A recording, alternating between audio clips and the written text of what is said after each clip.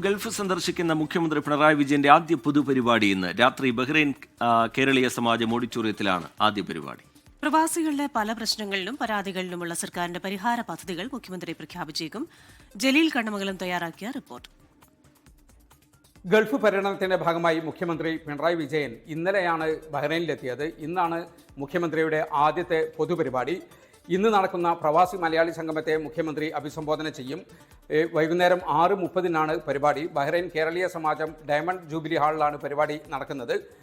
മലയാളം മിഷനും ലോ കേരള സഭയും ചേർന്നാണ് ഈ പരിപാടി സംഘടിപ്പിക്കുന്നത്.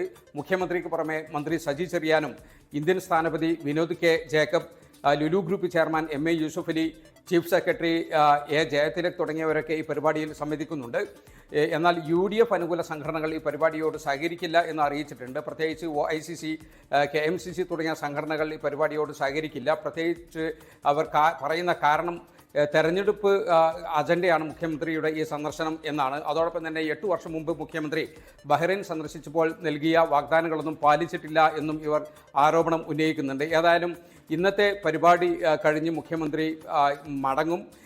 അതിനു മുമ്പത്തെ ഷെഡ്യൂൾ പ്രകാരം സൗദി ആയിരുന്നു മുഖ്യമന്ത്രി അതിനുശേഷം സന്ദർശിക്കേണ്ടിയിരുന്നത്. എന്നാൽ കേന്ദ്രാനുമതി ലഭിക്കാത്ത സാഹചര്യത്തിൽ സൗദി സന്ദർശനം ഇല്ലാതായി. മുഖ്യമന്ത്രി കേരളത്തിലേക്ക് തന്നെ ബഹ്റൈൻ പരിപാടി കഴിഞ്ഞ് മടങ്ങും.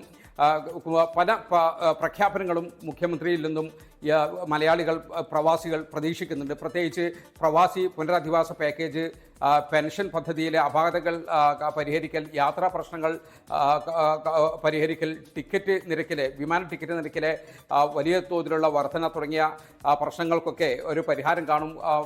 പല പദ്ധതികളും മുഖ്യമന്ത്രി പ്രഖ്യാപിക്കും എന്ന് തന്നെയാണ് പ്രവാസികളുടെ പ്രതീക്ഷ.